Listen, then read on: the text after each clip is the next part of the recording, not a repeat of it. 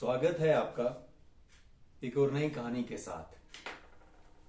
जो आज की ये कहानी है इस पे यकीन कर पाना मुश्किल होगा और ये बिल्कुल सटीक बैठती है हमारे शो के टाइटल दस्तक अनबिलीवेबल स्टोरीज के साथ। अविश्वसनीय कहानी जो आप हमारे चैनल पे देखते हैं, जो कहानी नहीं हकीकत है। आज की ये कहानी बड़ी विचित्र है और इस कहानी का सारांश समझने के लिए आपको हमारे साथ आने वाले कुछ लम्हों के लिए इस YouTube चैनल जो हमारा दस्तक चैनल है इसके माध्यम से जुड़ना होगा।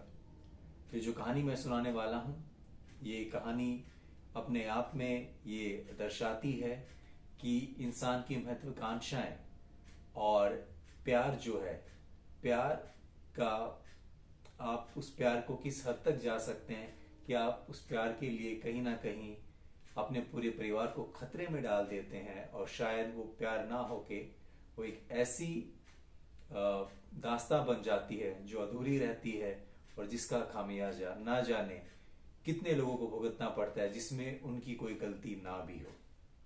तो चलिए शुरुआत करते हैं एक नई कहानी के साथ। 23 अक्टूबर 2018 बेंगलोर।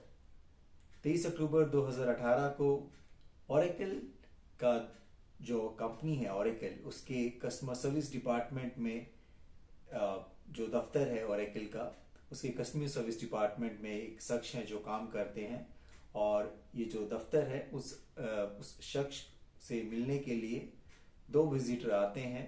और ये जो दफ्तर है ओरेकल का, ये कस्टमर केयर का जो दफ्तर है ओरेकल का, ये 7th मंजिल पर है, 7वीं मंजिल पर है।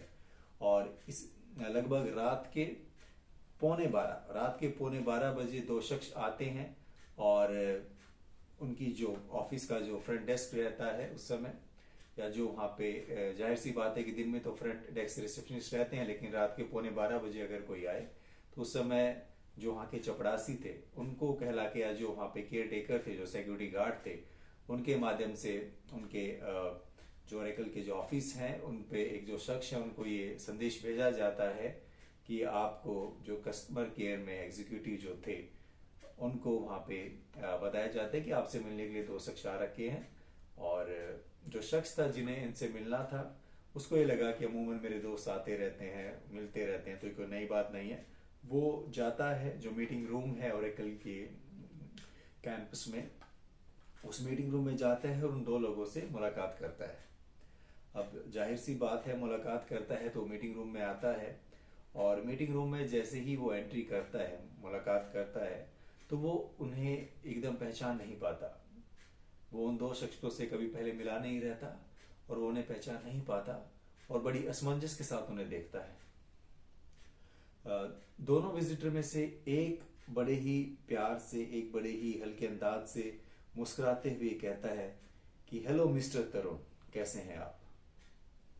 ये बात सुन के जो ओरेकल का ये कस्टमर केयर का एग्जीक्यूटिव है, ये हक्का बक्का रह जाता है, इसके पैरे तलों की जमीन खिसक जाती है और ये हवाइयां जो हैं इसकी ऊपर से नीचे तक उड़ जाती हैं। अब बड़े ही विचित्र अंदाज में जो दोनों में से एक शख्स अपना आगे हाथ बढ़ाता है और असमंजस के साथ, पूरे तरीके से पजल्ड, तो जो तरुण है वो भी अपना एक हाथ आगे बढ़ाता है और वो जो दूसरा शख्स है उसके हाथ को टटोलता है, उसकी उंगलियों को बड़े ही तरीके से देखता है, महसूस करता है और ये पाता है कि उसकी जो रिंग फिंगर है वो तरुण की नहीं है। और वो एक कंफर्मेशन लेता है उसके हाथ की बनावट से, या उसकी ये पुख्ता वो करना चाहता है इस एक्टिविटी के माध्यम से कि ये शख्स, जिस शख्स को ढूंढने के लिए वो रात के पौने 12 बजे ओरेकल के कस्टमर सर्विस डिपार्टमेंट में आए हैं, ये वही शख्स है। और वो ये कहता है कि आपका खेल तरुण अब खत्म हुआ, चलें अहमदाबाद चलते हैं। अब बड़ी ये हैरानी की बात है, बड़ी ये विचित्र बात है कि एक ओरेकल के 7th फ्लोर पर एक कस्टमर सर्विस की टीम है जिसमें एक एग्जीक्यूटिव को मिलने के लिए दो अनजान शख्स आते हैं और वो ये कहते हैं कि ये जो चपड़ासी है, जो सिक्योरिटी गार्ड है, वो शख्स को कहता है कि आपसे मिलने के लिए दो लोग आते हैं। और जैसे ही तरुण जो है उनसे मिलने के लिए उस मीटिंग रूम में जाता है, वो एकदम असमंजस में पड़ जाता है। और जब उसे कहा जाता है कि हेलो तरुण कैसे हैं आप, तो वो जो शख्स है वो बड़ा ही हक्का बक्का रह जाता है, क्योंकि उसके अनुसार 15 साल तक उसको कोई भी तरुण के नाम से नहीं बुलाता है, नहीं बुलाया है। और शायद उसको ये एहसास होता है कि उसका जो भांडा है वो फूट चुका है। अब पुलिस वाले, जो दो शख्स हैं वो पुलिस वाले होते हैं, वो उसे अहमदाबाद चलने के लिए कहते हैं। और कहीं ना कहीं अपने सीनियर मेम्बरान को भी ये पुलिस वाले कंफर्मेशन दे देते हैं व्हाट्सएप पे, जो उनके आईजी अधिकारी होते हैं, कि देखिए गॉट इट, दो ही छोटा सेक्शन में वो जवाब देते हैं, यानी कि हमें कंफर्मेशन, हमें ये पुख्ता हो गया है कि जिस शख्स को हम ओरेकल कंपनी में ढूंढ रहे थे वो तरुण ही है। अब जो है ये कहानी इस प्रकार है कि तरुण जो ओरेकल कंपनी में थे, उसको वहां पे प्रवीण बटाले के नाम से जानते थे। प्रवीण बटाले के नाम से वहां पे कार्यरत थे, हालांकि उनका जो असली नाम था वो तरुण था। अब ये कहानी 15 साल जैसा कि तरुण को एकदम अचंभा होता है कि 15 साल के बाद उसे तरुण के नाम से क्या बोला जा रहा है। उसको पहली बार 15 साल के बाद किसी ने, दो अनजान शख्सों ने 15 साल में बोला कि तरुण कैसे हैं आप, तो जाहिर सी बात है उनके पैरों तले जो जमीन खिसकी है, उनकी जो हवाइयाँ उड़ी हैं। और अब उनको पुलिस वाले कहते हैं कि हम अहमदाबाद चलते हैं। इस कहानी का पूरा विस्तार समझने के लिए हमें 15 साल पहले जाना होगा, यानी कि लगभग 2003 में 14 फरवरी 2003 ये वैलेंटाइन डे का दिन था, जहाँ पे तरुण जो थे अपने वाइफ के साथ, उनकी जो वाइफ थी संगिनी, वो उनके साथ तरुण धनराज जो थे वो अपना, उनकी लगभग 3 महीने पहले शादी हुई थी। दिसंबर 2000 में उनकी 2002 में जो है उनकी शादी हुई थी। और तरुण जो है एक पीटी टीचर थे, उनके फादर साहब थे वो भी एक पीटी टीचर थे। पीटी एक वॉलीबॉल खेलना, एक्सरसाइज कराना बच्चों को, उनका स्पोर्ट्स का जो उनका पीरियड होता है उसे संभालना, उसे देखना, ये तरुण धनराज का काम था। और जो संगिनी थी वो जो है अपना एक बेसिक एक ऑफिस में काम करते थे, वो भी एक तरीके से कॉल सेंटर में कार्यरत थी। दोनों ही जो थे केरल के थे, केरल के निवासी थे, तो दोनों के ही कॉमन रिलेटिव्स ने इनकी शादी कराई। दिसंबर 2002 को इनकी शादी हुई थी। और 14 फरवरी 2003 का जो दिन था, उस दिन की ये घटना के आगे जो है हम आपको व्याख्या करते हैं, बताते हैं कि क्या हुआ था। अब कहानी जो है आगे बढ़ती है और लगभग संगनी जो है, जब भी प्रवीण अपने जो है प्रवीण जो इनका जो नाम है, जो इन्होंने अपने पिछले 2003 में जब ये तरुण थे, उसके बाद जो बीच के जो 15 साल रहे हैं 2008 तक, ये प्रवीण भटोले के नाम से जाने गए हैं। इन्होंने अपने आप को प्रेजेंट किया है। इनकी जो कहानी है, इनकी जो दास्तान, ये छुपी हुई है 14 फरवरी 2003 में। जी हाँ, तो ये अपनी हस्बैंड वाइफ के साथ रहते हैं।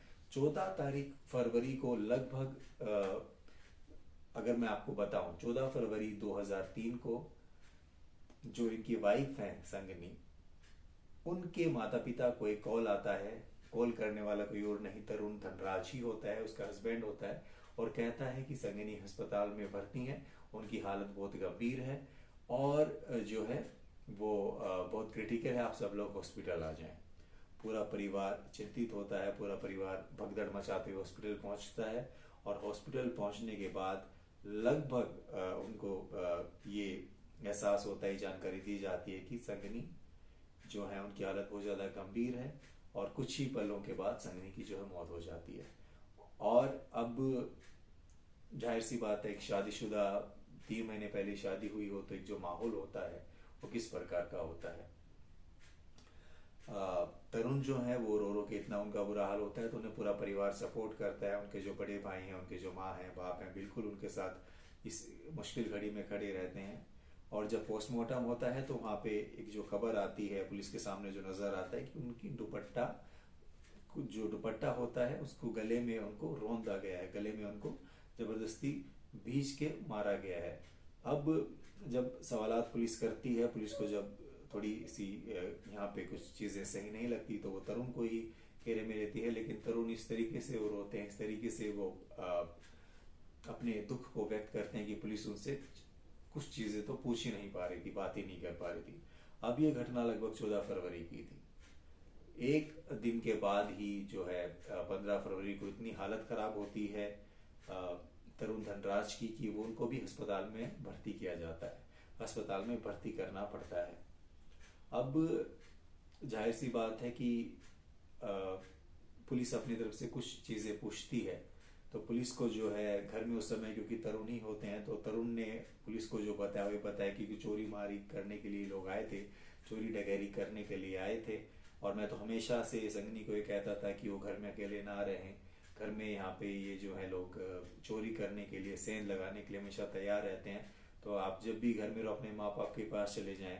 और इसी प्रकरण में संगनी कुछ दिन पहले ही अपने माँ बाप के पास भी गए थे, लगभग 1-2 वीक पहले 4 फरवरी को वो अपने माँ बाप के पास भी गए थे। और उनकी बड़ी उनके जो फादर की जो इन्वेस्टिगेशन है, जो फादर के जो पुलिस के सामने रखा कि शायद उनको ये शक था कि उनको अच्छे से नहीं रख रहे हैं। उनकी वाइफ ने अपने फादर से कुछ खर्चे के लिए पैसे भी मांगे तो उनको थोड़ा अटपटा लगा। उन्होंने संगनी से कहा कि आपको दामाद जो हैं, जो तरुण धनराज हैं, अच्छे से रख रहे हैं, अच्छे से ट्रीट कर रहे हैं? तो उन्होंने कहा कि नहीं, ऐसी कोई दिक्कत नहीं है, लेकिन शायद सिर्फ एक वजह नहीं रही होगी, उनके फादर ने काफ़ी और चीज़ें भी नोट करी गई होंगी जो उन्हें लगा कि शायद सही नहीं है या शायद संगनी के पक्ष में नहीं है। लेकिन उन्होंने सोचा कि नई शादी है और इस समय इतना जल्दी एक विचार बनाना उचित नहीं होगा, तो उन्होंने चीज़ें जैसे चल रही थी चलने दिया। लगभग अब कहानी जो है इस प्रकार आगे बढ़ती है कि उनका दुपट्टा और उनको जो है उनको मौत या उनको इस स्थिति में पहुंचाया जाता है और एडमिट हो जाते हैं 15 तारीख को तरुण जो है। अब 17 फरवरी को वो 2 दिन एडमिट रहते हैं, 15-16 को जो है 17 फरवरी को पुलिस जो है उनके पास एक फोन आता है तरुण के बड़े भाई का कि वो हॉस्पिटल से भाग गया। अब उसका इस तरीके से अस्पताल में भर्ती होना, फिर ऐसे अस्पताल से भर्ती जाना, जाहिर सी बात है शक की सारी जो घड़ियां थी वो तरुण धनराज की तरफ बढ़ चुकी थी। और ऐसी घटना घटना और इस तरीके से ये जो घटना घटी है अहमदाबाद में, और जाहिर सी बात है कि आम जो एक जन धारणा बन गई थी, तो पुलिस के ऊपर, पुलिस की कार्यशैली पर भी काफ़ी प्रश्न आ गए थे कि आपने इतनी ढिलाई कैसे बरती। आपको जब उनके पति पे शक था पहले से, क्योंकि शायद पुलिस को भी लगता था कि ये जो बातें तरुण कर रहा है, कभी ये कहता है कि चोर डकैती करने आए थे तो गला रोधा, कभी कहता है कि तो नेचुरल डेथ हुई है, या वो अपने आप को ऐसे दिखा रहा था कि मैं अभी होश आवाज में नहीं हूँ, और उनको फिर हॉस्पिटल से ऐसे भागना, तो ये तो जाहिर कहीं ना कहीं पुलिस के माइंड में था, उसको पुख्ती मिली कि ये हत्यारा जो हत्या की गई है तरुण ही है। अब जो है कहानी जो है आगे जो बढ़ती है वो ये बढ़ती है कि माँ बाप जो होते हैं लड़की के वो काफ़ी परेशान होते हैं, और पुलिस इन्वेस्टिगेशन की जो इतनी ढिलाई होती है तो उनको मजबूरन जो है अपनी जो आवाज़ है वो मुख्यमंत्री के द्वार तक लेके जानी पड़ती है। और मुख्यमंत्री को नहीं होता, हमारे नरेंद्र मोदी जी होते हैं। नरेंद्र दामोदर दास मोदी जो हैं उनके सामने अपनी गाथा जो है ये लड़की के जानने के जो माता पिता है वो आते हैं, वो रखते हैं, जो उनको पीड़ा हुई है वो बताते हैं, और सीएम स्ट्रिक्ट ये आदेश देते हैं जो पुलिस पर्सनल हैं, अथॉरिटीज़ हैं, कि आप इस इशू को स्पेशल वे में ट्रीट करें और जो गुनहगार है उसको सजा दिलाएं। अब कहानी आगे बढ़ती है, पुलिस मजबूरन यहाँ पे 5 लाख का इनाम भी घोषित करती है जो कोई इनपुट देता है, इंफॉर्मेशन देता है तरुण धनराज की। और कहानी आगे बढ़ते बढ़ते जो है पुलिस फ़ोन कॉल्स को खंगोलती है, पुलिस काफ़ी चीज़ें को नोट करती है, किन नंबर पे तरुण ने बात की होती है। अब जो है पुलिस के पास जो है फ़ोन कॉल्स के माध्यम से एक लड़की का फ़ोन नंबर मिलता है जो कि तरुण की गर्लफ्रेंड, या ये कहा जा सकता है कि ये वो लड़की थी जिसको तरुण ने 16 फरवरी के लगभग शाम को फ़ोन किया, और वो इस लड़की से कहते हैं कि भाई मैं जो है अब मेरी शादी पिछली जो है वो टूट चुकी है, मैं तुमसे शादी करना चाहता हूँ।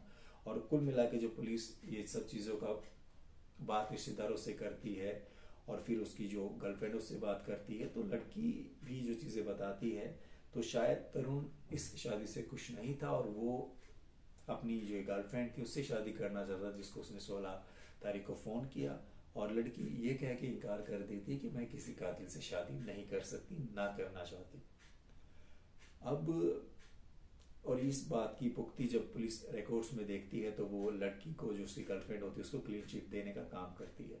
अब सर्विलेंस बढ़ता है, परिवार के पूरे सदस्यों के ऊपर पुलिस जो है निगरानी रखती है, उनके फ़ोन कॉल्स हों, उनका सोशल सर्कल हो, और यहाँ तक कि सादी ड्रेस में भी पुलिस जो है उनके घर के सदस्यों के साथ जहाँ भी वो बाहर जाए हर तरीके से वो हर संभव प्रयास करती है। अहमदाबाद की जो स्पेशल सेल है या जो क्राइम ब्रांच के जो स्पेशल अथॉरिटीज़ हैं, जो पर्सनल हैं जो इस केस से जुड़े हुए हैं, उनको खास ये हिदायत है कि आप जितना जल्दी संभव हो सके जो कन्विक्ट जिसने किया है, जिसने गुनाह किया है, उसको आप सलाखों के पीछे से उसकी जो सजा है, जिसके हकदार हैं उसको आप जल्दी से जल्दी आप अपने कार्य को निष्ठा से पूर्ण करें और सजा जो गुनहगार है उसे सजा दिलाने का काम करें। सर्विलेंस बढ़ती है और काफ़ी चीज़ें पुलिस के रिकॉर्ड्स खंगालती है, सब चीज़ें को टटोलती है, देखती है, पर तरुण की कोई ऐसी कोई खास जानकारी पुलिस के पास नहीं आती। अब जब हम आगे बढ़ते हैं तो पुलिस को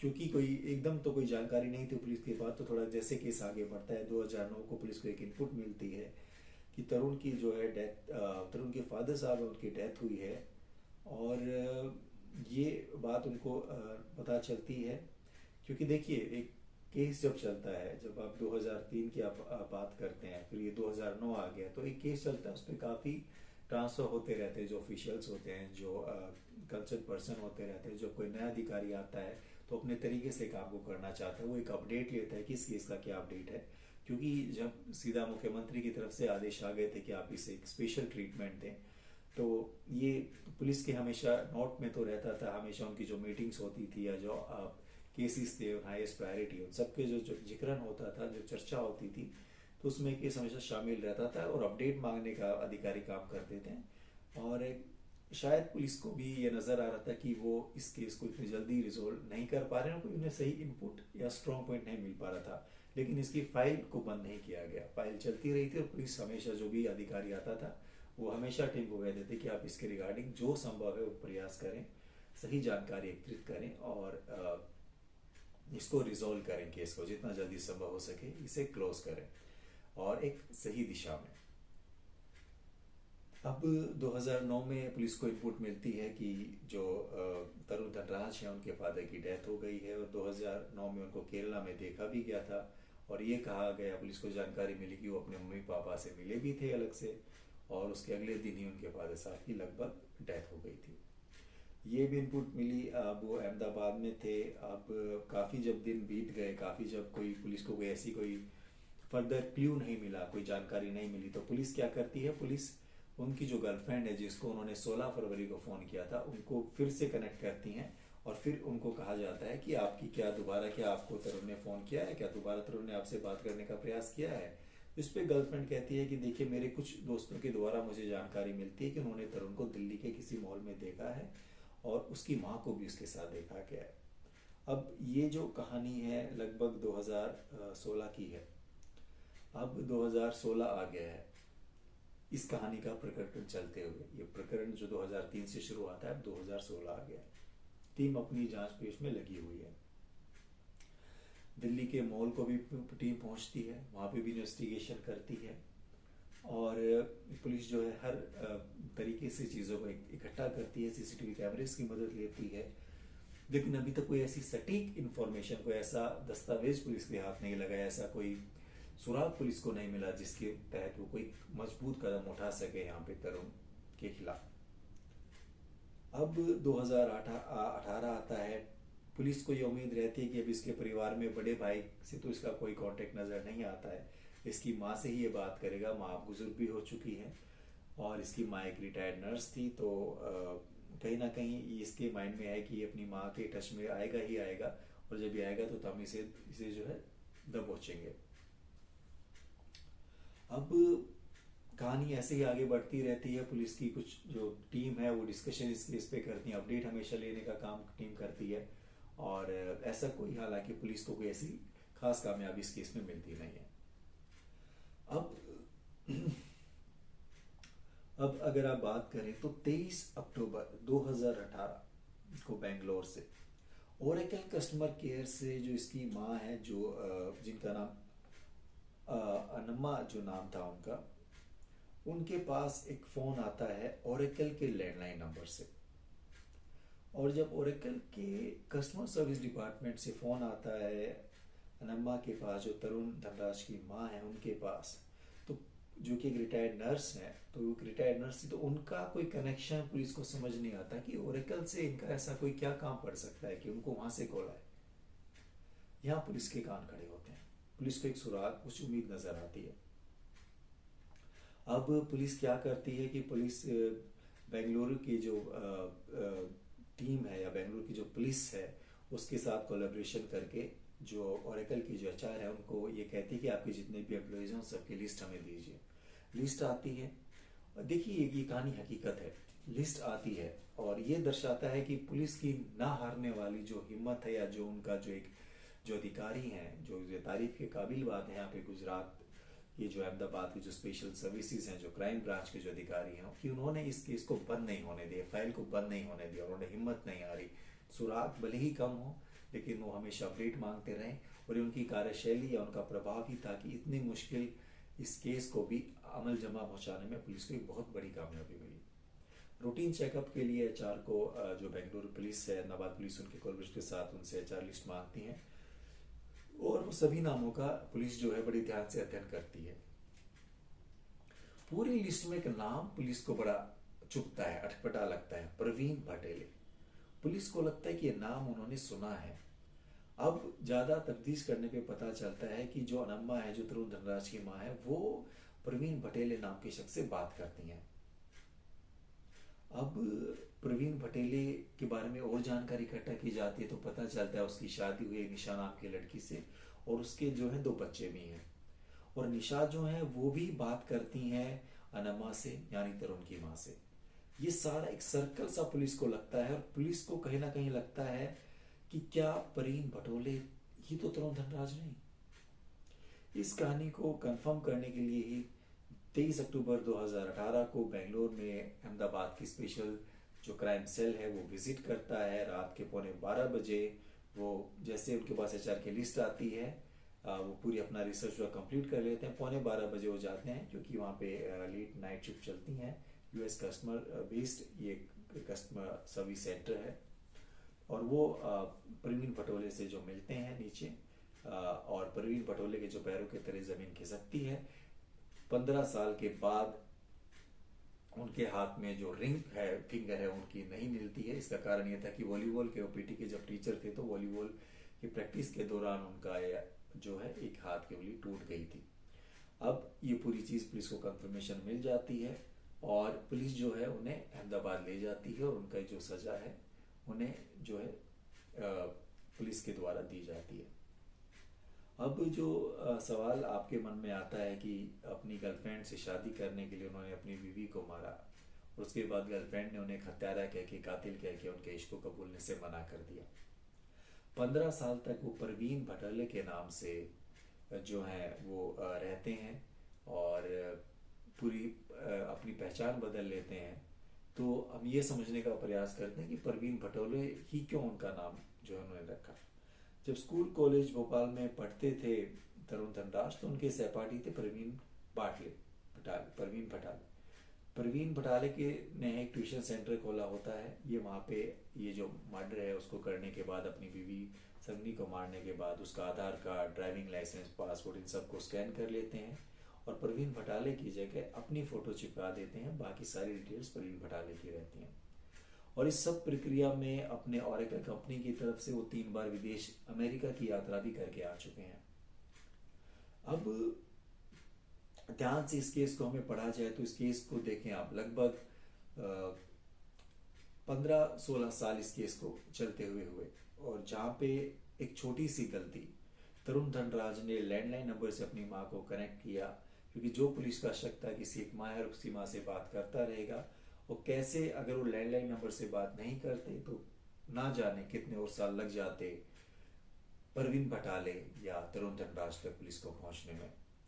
उस दिन जब उससे बाद में पूछताछ की गई तो उसने कहा कि मैंने फोन से भी अपनी माँ को रीच आउट करने का प्रयास किया था, और उसकी माँ एक अलग सिम का इस्तेमाल कर दी थी, लेकिन फोन से उस दिन बात नहीं हो पा रही थी और उसे चिंता थी।